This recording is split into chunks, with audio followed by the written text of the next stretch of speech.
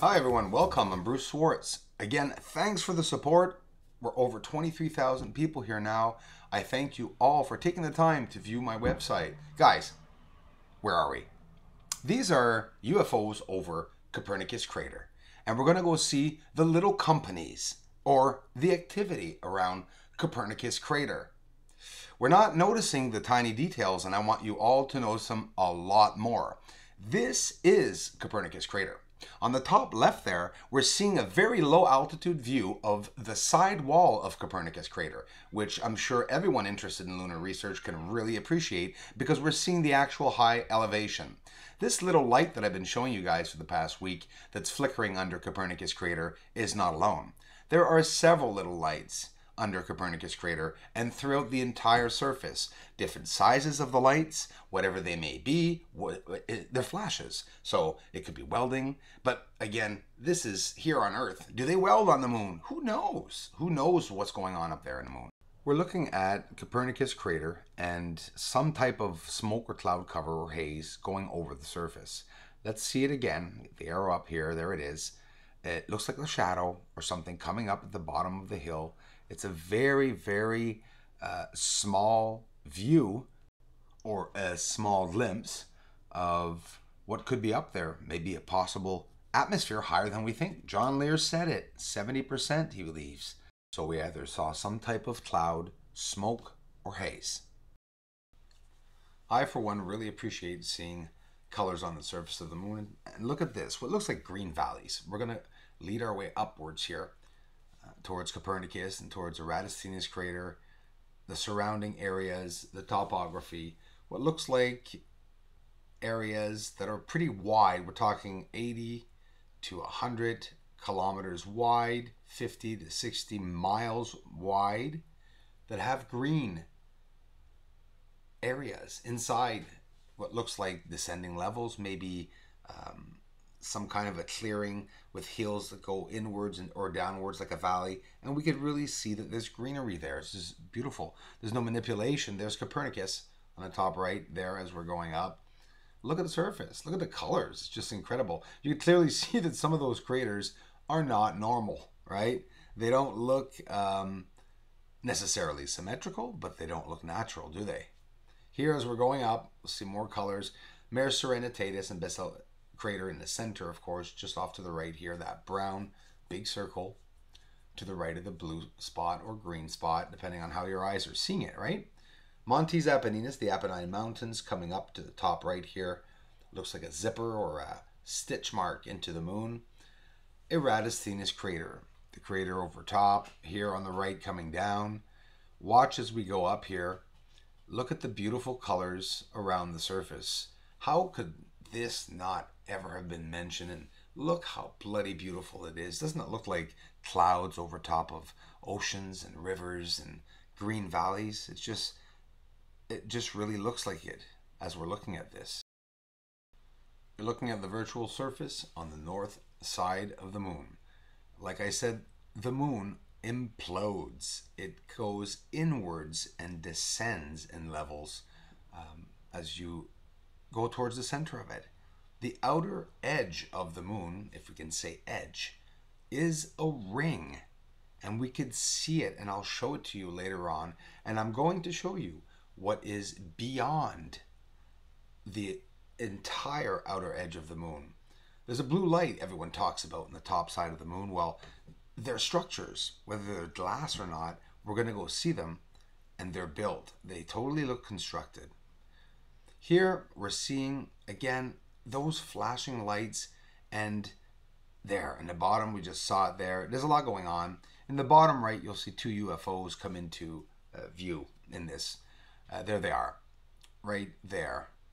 Bottom right, you can see them, two spots going off to the right. And look at what looks like atmosphere, disturbance over top of the moon. This looks like a chimney stack sticking right out of the surface on the north side of the moon. So we're talking now about the north side of the moon. Now, let me make it very clear. These structures have never been seen before, and they're on the outer limits of the moon. The sphere you're seeing on the bottom is the outer ring of the moon. Literally, these objects, and always in the northeast, this area is sticking out. Look at the complexity in it. It's an amazing view. It's incredible. And look how all these platformed and objects, and these are all built platform-like objects. The moon really does have an outer ring, and as you go inwards to the moon, guys, it descends. It implodes inwards. Here, through various filtering, we can really profit from it to see the exterior. I'm flipping out. I love this area. It's an entire new area that we'll be able to investigate in the northeast side of the moon. Top north, veer off a bit to the right, where the blue light is always coming from.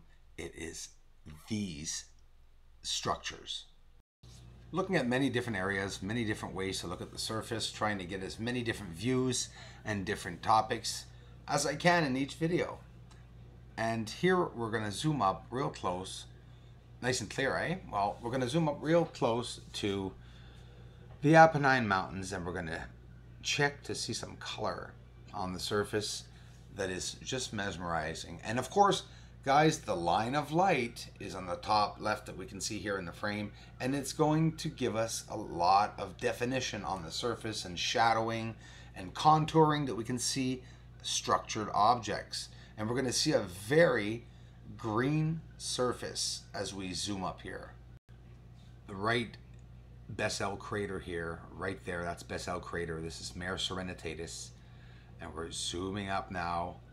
Take a look at the Apennine Mountains here alongside. It's running off the line of darkness and light that we're seeing all this beautiful topography. I've showed the Apennine Mountains many different views. It's always different, and we're always seeing more surface, sometimes more than other moon faces, and that's what it looks like. Isn't it beautiful?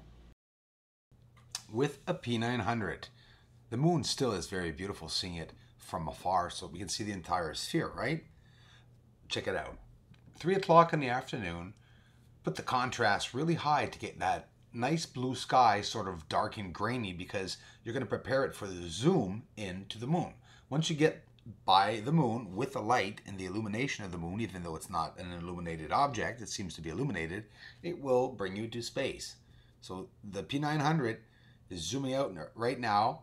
I'm showing it in slower motion, and we're going to do just like a rocket. We're going to zoom out into space, and then all this grainy blue sky is going to disappear, and we're going to see a nice space background.